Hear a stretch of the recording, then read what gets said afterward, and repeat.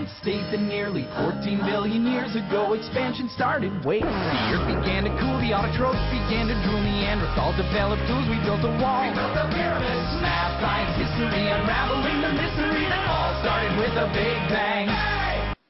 Az ember hamar megtanulja, hogy vannak elvárások. Elvárnak tőle bizonyos viselkedéseket, és neki is elvárásai vannak mások felé. Mit szólnátok, ha a villamoson egy idegen utas társatok az öletekbe ülne, és ha az étteremben a séf váratlanul kimenne, és belekóstolna az ételetekbe? Vagy ha egy általatok valami miatt nem túl szimpatikus emberrel véletlenül többet kéne beszélnetek, és kiderülne, hogy valójában sok mindenben egyetértetek. Rázs, visszavettelek! Ő szereti a majmokat. Judy Burgon elvárások megsértésének elmélete ezekhez hasonló események kommunikációs aspektusának eredt a nyomába. A következő percekben szeretnénk, ha csatlakoznátok hozzánk, és felderítenénk, mire jutott a kutatónő. Részletesebben bemutatjuk, hogy mi segítette az elmélet kialakulását, majd hozunk néhány példát a szűkebb és tágabb értelemben vett elvárások megsértéséről is. Reményeink szerint a film végére mindannyian tisztábban fogunk gondolkodni ezen érdekes elmélet miben létéről és helytállóságáról. Penny. Sheldon.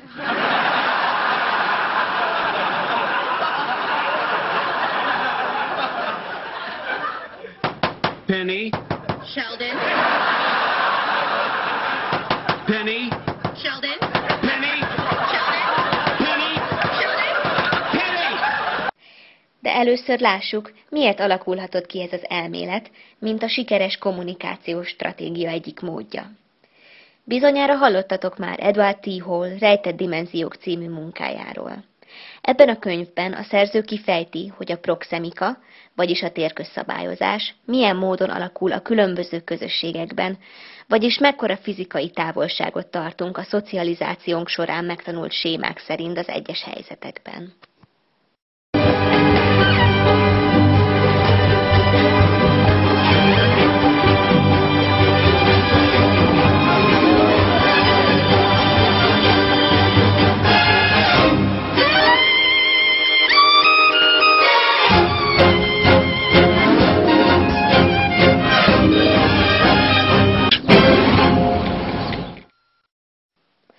Hall megállapításai szerint ennek a távolságnak a mérete függ a kultúrától és személyes preferenciáktól. 4 proxemikai zónát különböztetett meg: a bizalmas távolságot, személyes távolságot, szociális távolságot és nyilvános távolságot. Hall szerint a nonverbális viselkedésünket összhangba kell hoznunk a partnerünk elvárásaival, így lesz sikeres a kommunikációnk. És itt jön a bukfenc, illetve Judy Burgon. Ő ugyanis észrevette, hogy nem feltétlen ezeknek az elvárásoknak a betartása vezet sikerhez, hanem pont ellenkezőleg, az elvárások megsértésével is elérhetjük a célunkat. Yes.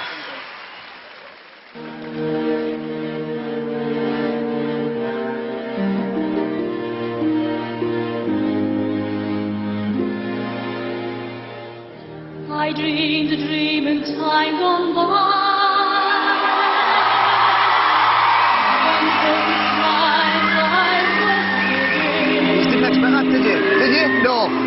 Természetesen túl sok tényező van hatással a kommunikációnkra ahhoz, hogy ok-okozati összefüggést állítsunk fel, de érdemes megvizsgálnunk a viselkedési rendszerünk egyes elemeit, hogy valamiféle eredményre jussunk. Az első ilyen elem maga az elvárás, vagyis az, ami megjósolhatóan történni fog a kommunikáció során. Az elvárásainkat a kontextus, a kapcsolat típusa és a kommunikátor jellemzői határozzák meg. Halló, Kripke? Igen, itt Sheldon Cooper. Feltűnt, hogy egyszer sem hívtál vissza, és rájöttem, hogy azért, mert nem ajánlottam konkrét tervet a barátságunk építésére. Igen, esetleg a napokban ebédelhetnénk együtt. Jó, értem. Ez esetben tudnál időt szakítani egy forró italra? Legtöbben a teát, kávét, kakaót választják. Értem, ne, várj, ne tedd még le, és mit szólnál valami szabadidős tevékenységhez? Biztosan van közös érdeklődésünk. Igen, mondd el, milyen hobbid van? Igazán? Valódi lovon? Mondd el, milyen egyéb hobbid van? Sajnálom, de nem vágyom vízbe menni, csak végszükség esetén. Mondd el, milyen egyéb hobbid van? Végtelen ciklusba került. Majd én megoldom. Nagyon érdekes, de a hasbeszélés nem jellemzően magányos tevékenység.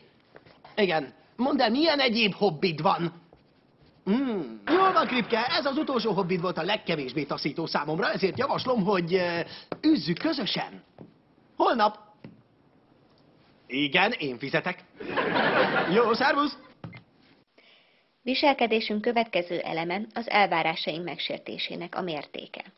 Burgon szerint az elvárások megsértése felizgatja és megzavarja a befogadót, aminek következtében figyelme inkább a sértőre és magának a sértésnek a tartalmára összpontosul. Ahogy az előbb említettük, Burgon itt kimondottan a személyes tér megsértéséről beszél. Oh, really? Do I look like a new girl then? I thought about it. Oh my God.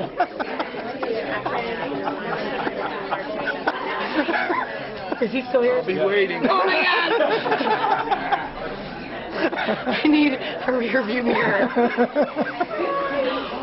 Well, I was going to ask you, what are you going to remember about tonight? I think it is. Had you met him before? No. A harmadik viselkedési elem a kommunikátor hasznosságának mértéke. Hajlamosak vagyunk másokat az alapján értékelni, hogy milyen potenciális hasznot jelenthetnek számunkra. Általános, pozitív vagy ennek tartott tulajdonságok, amik növelik a kommunikátor vélt hasznosságát, például a státusz, a vonzó külső vagy jó képességek. Fontos a beszélgetés hatása is, hiszen szívesebben hallgatunk elismerő, szerető szavakat, mint elutasító, érdektelen szövegeket. A királynői legalábbis nem élvezek diplomáciai mentességet. Ön igen, de a kishölgyet be kell vinnünk. Mi? Sajnálom, kisasszony. Teljesen igaza van, és megértem, és tökéletesen egyetértek. Ne csináld! Hát, Mi a? Egyetlen város vagy ország sem működhet nyugalmas viszonyok közt, ha a rendőrei és a közlekedési dolgozók nem követik a törvény betűjét. ugye? Engem is nagy büszkeséggel töltene el, ha ilyen tiszteletre méltó úriemberek szolgálnának Genoviában. Jaj, igazán nem kell. Asszonyom, kezdj egy túlzásokba esik. Ó, az én szemem sosem csal, uraim. És ami azt illeti, szeretném megragadni az alkalmat, hogy ezennel kitüntessem önöket a genoviai királyság egyik, a genoviai rózsa érdemrenddel.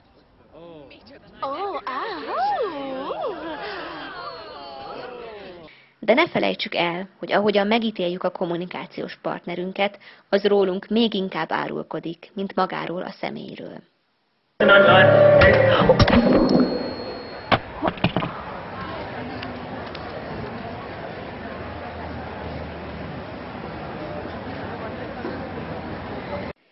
Most, hogy megismertettük az elvárások megsértésének elméletét, reméljük, ti is tudjátok majd alkalmazni a mindennapi kommunikáció során. Felmerülhet bennetek a kérdés, hogy valójában mi is az elmélet haszna. Érdemes-e szokatlan módon kommunikálnunk? Szerintünk, ha kellemes meglepetést okoz a váratlan fordulat, illetve a személyes kapcsolatunk megengedi, bátran alkalmazhatjuk az elvárások megsértésének módszereit. Ha azonban sértő vagy túlzottan zavarba ejtő a szokatlan viselkedés, semmiképp ne használjuk. Köszönjük a figyelmet!